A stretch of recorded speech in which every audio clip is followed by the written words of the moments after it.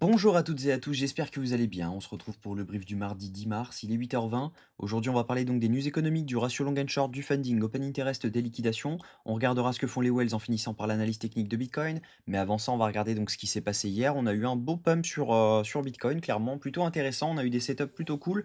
Donc juste après la vidéo, je vous avais dit qu'il était très probable qu'on rebondisse juste au moment où en fait j'ai fini la vidéo, je suis rentré en longue parce que pour moi, cette zone était clean. On avait donc de fortes chances d'avoir un rebond dans cette zone. Donc ça a validé 2,5 R lorsqu'on est venu chercher les liquidités au-dessus donc de ces liquidités-là. Donc j'ai pu prendre mon TP là-dessus. Derrière, bon, bah, c'était un TP un peu tôt, mais je me serais sûrement fait BE sur cette zone-ci ensuite sur ce retest. J'ai pas osé relong ensuite, étant donné que bah, là, on avait quand même un beau dump sur le S&P à ce moment-là.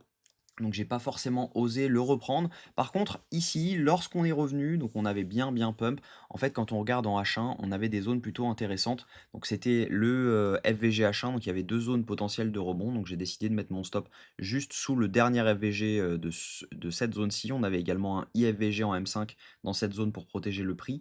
Et là-dedans, on avait également, si je dis pas de bêtises, je l'ai pas noté, mais voilà, on avait donc, hop, je me mets en M5 pour que vous compreniez bien.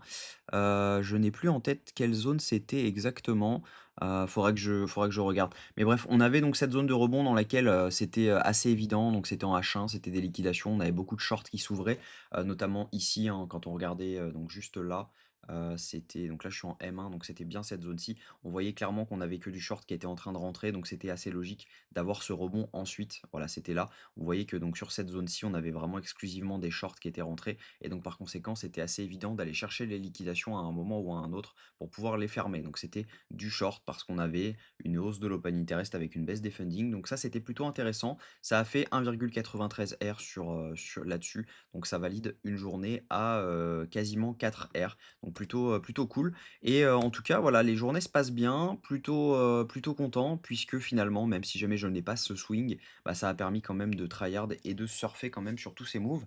Donc là, la prochaine zone, je pense que voilà, on peut venir chercher aisément les 71 628 dollars. Maintenant, logiquement, on devrait avoir un rejet dans cette zone, mais on a beaucoup de shorts qui rentrent, donc ça va être intéressant de voir la réaction là-dedans. Je vais pas placer d'ordre forcément, je vais plutôt attendre un setup dans cette zone parce que, à mon avis, c'est primordial en ce moment d'attendre un setup plutôt que de rentrer one shot, puisque vous le savez, hein, les datas changent constamment. Donc on a quand même des news en permanence. Donc il est très probable que on ait eu cette news. Donc c'était d'ailleurs sur cette news-là, c'est Trump qui a tweeté que la fin de la guerre était proche. Et donc par conséquent, on a fait ce pump. Bon, ça n'a pas empêché que les bombardements continuent, etc. Donc clairement pour moi, c'est une manipulation dans laquelle on pourrait très bien revenir chercher donc la zone OTE, le FVGH1 dans cette zone et derrière avoir donc une accumulation là-dedans. Ensuite, on prend les dernières liquidations et ensuite on part complètement à la cave. À mon avis, c'est le plan à prioriser parce que la guerre n'est pas finie. On n'a pas eu encore les chiffres sur l'inflation, c'est aujourd'hui d'ailleurs, et on risque d'avoir quand même pas mal de mouvements.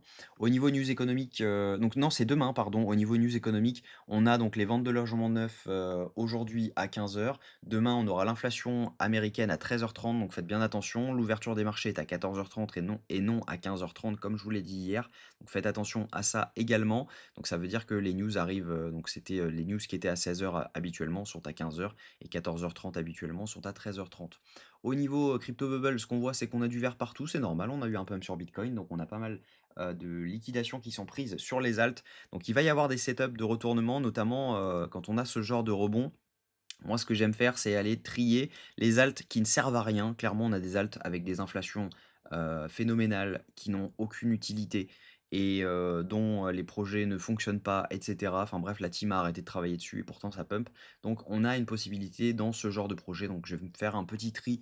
Ça va être mon but de ce matin pour pouvoir trouver ces projets-là et derrière pouvoir potentiellement les short. Au niveau funding open interest, donc ce qu'on voit, c'est que ici on a eu donc pas mal de shorts qui sont rentrés. On les a logiquement sortis étant donné que, bah, on voit clairement, un dump, de l'open interest suite à ce pump.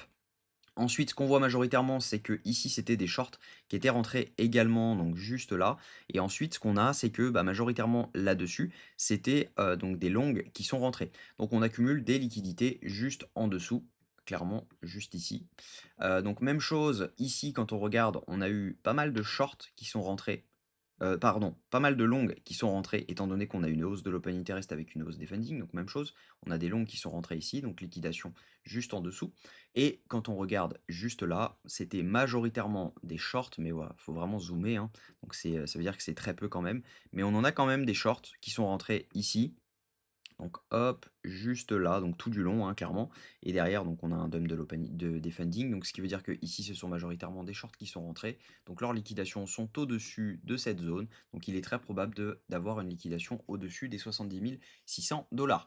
Au niveau liquidation, donc c'est ce cluster-là, hein, clairement les shorts qui viennent de rentrer. Donc on a un cluster qui nous emmène jusqu'au 71 115 $, jusqu'au 71 800 $, si jamais vraiment on veut pousser le bouchon jusqu'au bout, mais la majeure partie des liquidations se trouve quand même à la baisse. Donc il va falloir faire attention à ça parce qu'on est en train de liquider quand même petit à petit tous les shorts et stopper l'envie aux gens de short. Et on est sur majoritairement des longues à venir liquider actuellement.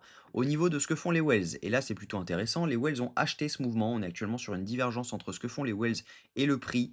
Donc si jamais je dézoome un tout petit peu, vous allez voir que, bah, clairement, on est sur, une belle divergence entre le prix et ce que font les Wells et les Retails et cetera. Donc on n'est pas encore venu, chercher la zone qui était ici et on est, clairement au-dessus actuellement. Donc ça veut dire que les Wells achètent beaucoup plus que lorsqu'on était, dans ces zones-là. Donc à mon avis, le prix va encore pousser un petit peu et notamment, on pourrait venir chercher ces zones et ensuite voir ce qui s'y passe.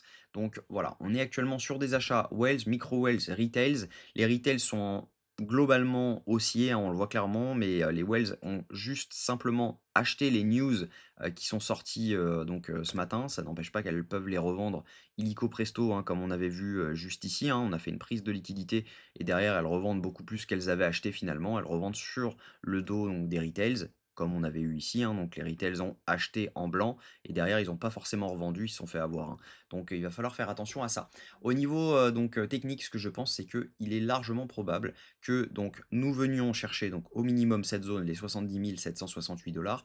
Et à mon avis, on peut venir mèche dans le FVGH1 qui se trouve ici, étant donné que c'est le dernier cluster de liquidité. On voit clairement que ici il y avait une accumulation de liquidité, étant donné qu'on n'avait pas pris les stops. Donc il est très probable, à mon avis, de venir prendre les stops et derrière avoir donc potentiellement ce dump. Donc là, je vous parle en haut time frame, hein, clairement. Donc ça veut dire que en scalp, il peut se passer plusieurs choses, hein. On peut très bien avoir d'abord un premier rejet dans lequel donc on vient chercher les liquidités des longues, etc. Et ensuite avoir ce rebond dans lequel donc on pousse complètement au moment du CPI demain et derrière avoir donc potentiellement la deuxième prise de liquidité et derrière on part complètement à la baisse au moment du CPI. Ça peut être vraiment intéressant comme move.